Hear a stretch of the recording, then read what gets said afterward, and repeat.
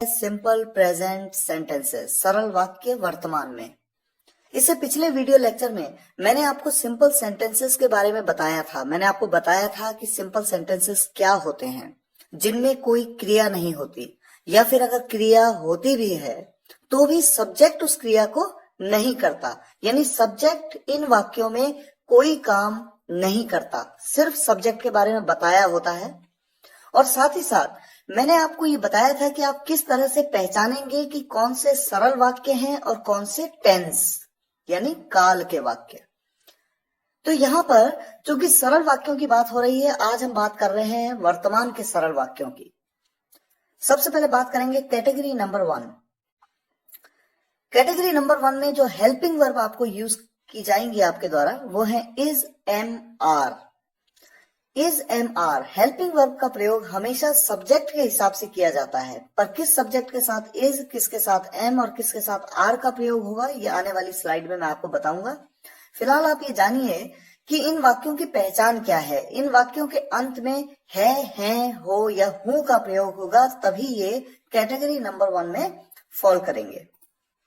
अब देखिए, helping verb किस हिसाब से लगनी है, सब्जेक्ट के हिसाब से। कैसे?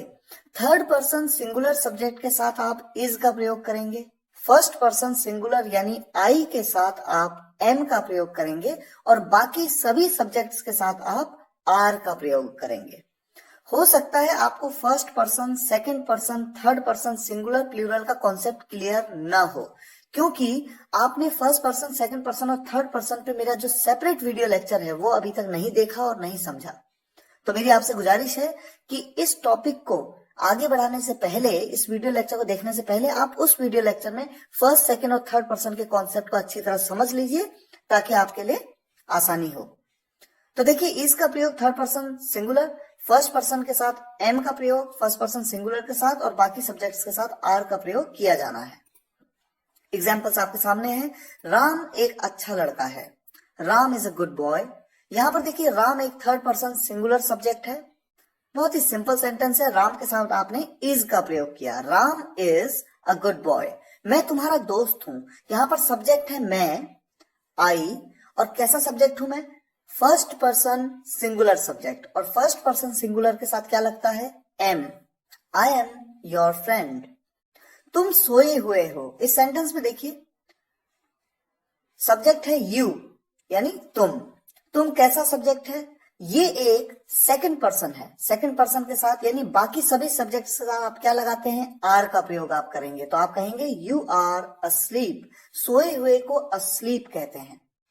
इन तीनों ही वाक्यों में आप एक बात नोट करेंगे, ये तीनों ही वाक्य सरल वाक्य हैं और वर्तमान में है, हो, हूं का प्रयोग यहां पर हो रहा है, और साथ ही साथ इन वाक्यों में सब्जेक्ट कोई भी काम नहीं कर रहा। तीसरे वाक्य में आप सोचेंगे कि तुम सोए हुए हो, सोना तो एक काम है, सोना स्लीप, लेकिन मैं आपको ये बता दूं कि यहां पर अगर आप ध्यान से देखें तो तुम सोए हुए हो, तुम तो खुद ही सोए हुए हो, तुम कोई काम नहीं कर रहे, इसलिए ये एक सिंपल सेंटेंस है। साथ ही साथ आपको ये पता है कि 4 प्रकार के होते हैं सेंटेंसेस: अफर्मेटिव, नेगेटिव, इंटेरोगेटिव और नेगेटिव इंटेरोगेटिव। सकारात्मक, नकारात्मक, प्रश्नवाचक और नकारात्मक प्रश्नवाचक। एक बार दोबारा से मैं रिवाइज करता हूं। सकारात्मक वो वाक्य है जिनमें न तो नहीं का प्रयोग होता है और न ही कोई प्रश्न होता है। नकारात्मक यानी नेगेटिव वो वाक्य है जिनमें नॉट का प्रयोग होता है। इंटेरोगेटिव वो है जिनमें क्वेश्चन पूछा जाता है, प्रश्नवाचक। और नेगेटिव इंटेरोगेटिव सेंटेंसेस में नॉट का भी यूज होता है और प्रश्न भी पूछा जाता है। एग्जाम्पल के माध्यम से इसे समझें। देखिए, ए मतलब अफर्मेटिव, आई एम क्यूट, मैं क्यूट हूं। इसका नेगेटिव क्या होगा? मैं क्यूट नहीं हूं, आई एम नॉट क्यूट। और इंटेरोगेटिव में देखिए, अगर आप कहें क्या मैं क्यूट हूं, क्या का प्रयोग शुरुआत में करके प्रश्नवाचक बना दिया आपने वाक्य को। आपने कहा क्या मैं क्यूट हूं, तो जब प्रश्नवाचक वाक्य आएंगे, इंटेरोगेटिव सेंटेंस आएंगे, तो हेल्पिंग वर्ब जो भी है, चाहे इज है, चाहे एम है, चाहे आर है, जो भी हेल्पिंग वर्ब आप सब्जेक्ट के अनुसार यूज करेंगे, उसको सब्जेक्ट से पहले यूज कर लेंगे। तो आप कहते हैं क्या मैं क्यूट हूं, एम आई क्यूट। क्या मैं क्यूट नहीं हूं, एम आई नॉट क्यूट। और WH फैमिली मेंबर के साथ में जब कोई प्रश्नवाचक वाक्य आपके सामने आएगा, WH फैमिली के बारे में आपने WH फैमिली के वीडियो लेक्चर में डिटेल में समझा था। मैंने आपको बताया था कि कौन से मेंबर्स WH फैमिली में आते हैं और उनके डिफरेंट कॉम्बिनेशंस भी मैंने आपको समझाए थे। व्हाट, वेयर, व्हाई, हाउ, विच, ये सभी WH फैमिली मेंबर्स हैं। तो जब मैं कहता हूं वेयर एम आई क्यूट, मैं क्यूट कहां हूं, कहां के लिए वेयर का प्रयोग, वेयर एम आई क्यूट। तो WH फैमिली का मेंबर हमेशा प्रश्नवाचक वाक्यों में हेल्पिंग वर्ब से भी पहले यानी शुरुआत में यूज किया जाता है। तो जब भी कभी कहां, कैसे, क्यों इस तरह का प्रयोग हो तो आप हमेशा WH फैमिली मेंबर को शुरुआत में यूज करेंगे प्रश्नवाचक वाक्यों में। मैं क्यूट कहां हूं, वेयर एम आई क्यूट। मैं क्यूट क्यों हूं, क्यों, Y, Y M I cute. मैं कितना प्यारा हूं या मैं कितना क्यूट हूं, हाउ मच क्यूट, या आप कह सकते हैं how much am I cute, या आप कह सकते हैं how much cute am I. Cute को हाउ मच के साथ भी लगा सकते हैं। ये बात मैंने हाउ मैनी और हाउ मच के सेपरेट वीडियो लेक्चर में आपको समझाई थी। एक एग्जांपल और लेते हैं। अफर्मेटिव सेंटेंस देखिए, तुम घर पर हो, यू आर एट होम। तुम घर पर नहीं हो, you are not at home. क्या तुम घर पर हो, आर यू एट होम। क्या तुम घर पर नहीं हो, are you not at home. और जब WH फैमिली के साथ इनका यूज होगा, जब आपसे क्यों, कब, कहां इस तरह से पूछा जाएगा तो देखिए कैसे यूज करते हैं। पहला सेंटेंस आपके सामने है, until when are you at home. Until when, मैंने WH फैमिली वीडियो लेक्चर में आपको बताया था कि अंटिल व्हेन का मतलब होता है कब तक। Until when are you at home, तुम घर पर कब तक हो या आप घर पर कब तक हो। Since when are you at home, आप घर पर कब से हो। With whom are you at home, आप घर पर किसके साथ हो। तो इस तरह से until when, since when, with whom ये सभी WH फैमिली मेंबर्स हैं जिनका प्रयोग सेंटेंस की शुरुआत में किया जाता है। तो सिंपल प्रेजेंट में अब बात करते हैं कैटेगरी नंबर 2 की। किस तरह के सेंटेंसेस आपके सामने आते हैं। इन वाक्यों के अंत में पास है या भाई बहन दोस्त आदि है का प्रयोग किया जाता है। कैसे, देखिए जैसे आप कहते हैं मेरे पास मोबाइल है, तुम्हारे पास पेन है, उसके पास किताब है, पास है, इस तरह के सेंटेंसेस इस कैटेगरी में आते हैं। या फिर मेरे 2 भाई हैं, तुम्हारी 3 बहनें हैं, उसके 4 दोस्त हैं, उसके 2 चाचा हैं, इस तरह के सेंटेंसेस भी इसी कैटेगरी में आते हैं। और हेल्पिंग वर्ब होती है हैज और हैव। कहां पर हैज का प्रयोग करना है, कहां पर हैव का प्रयोग करना है, ये अगली स्लाइड में मैं आपको बताता हूं। देखिए स्लाइड आपके सामने है।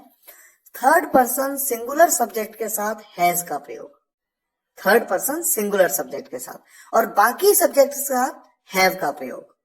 साथ ही साथ मैं आपको ये बता दूं कि कैटेगरी 1 में आपने देखा था कि इज का प्रयोग, एम का प्रयोग और आर का प्रयोग, लेकिन जब नेगेटिव बनाते हैं तो is not, am not, are not. लेकिन यहां पर इस कैटेगरी में चीजें थोड़ा बदल जाती हैं। यहां पर हैज नॉट या हैव नॉट नहीं लगाते आप। नेगेटिव सेंटेंस अगर बनेगा तो हैज की जगह डज नॉट हैव और हैव के बजाय डू नॉट हैव का प्रयोग किया जाएगा। कैसे किया जाएगा, एग्जाम्पल्स में देखते हैं। एग्जाम्पल देखिए, पूजा के पास एक किताब है। ये तो एक अफर्मेटिव सेंटेंस है। पूजा के पास एक किताब है। पूजा एक सिंगुलर सब्जेक्ट है, थर्ड पर्सन सिंगुलर, और थर्ड पर्सन सिंगुलर के साथ क्या यूज होता है, has. Pooja has a book. मेरे 2 भाई हैं, यहां पर सब्जेक्ट हूं मैं, आई, और आई कैसा सब्जेक्ट है, एक फर्स्ट पर्सन सिंगुलर सब्जेक्ट है। और मैंने बताया कि थर्ड पर्सन सिंगुलर के साथ हैज का प्रयोग, बाकी सभी सब्जेक्ट्स के साथ आप किसका प्रयोग करते हैं, हैव का प्रयोग करते हैं।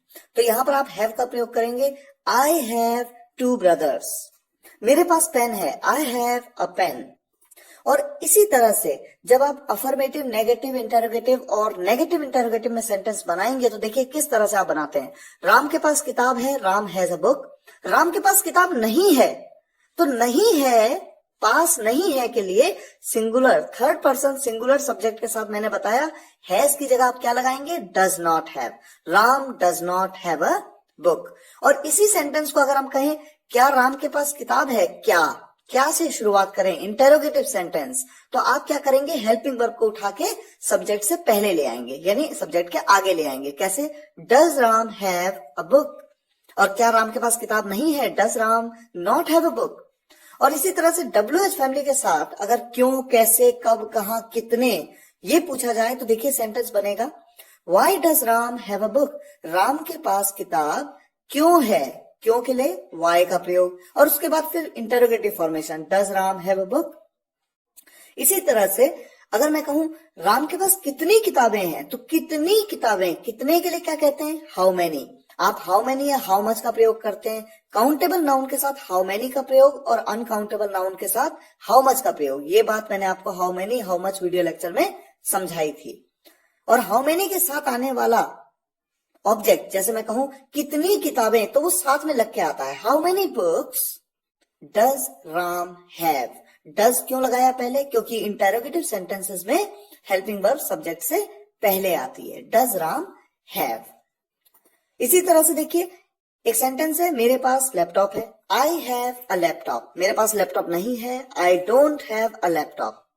क्या मेरे पास लैपटॉप है? Do I have a laptop. क्या मेरे पास लैपटॉप नहीं है? Do I not have a laptop. और WH फैमिली में अगर मैं कहूं मेरे पास लैपटॉप कब से है, तो देखिए प्रश्नवाचक वाक्य है। हेल्पिंग वर्ब सब्जेक्ट से पहले आएगी, यानी डू सब्जेक्ट से पहले, आई से पहले, और सबसे पहले क्या आएगा? WH फैमिली का मेंबर। कब से को क्या कहते हैं? Since when. Since when do I have a laptop. और अगर मैं कहूं मेरे पास लैपटॉप कहाँ है, where do I have a laptop. Where मतलब कहां।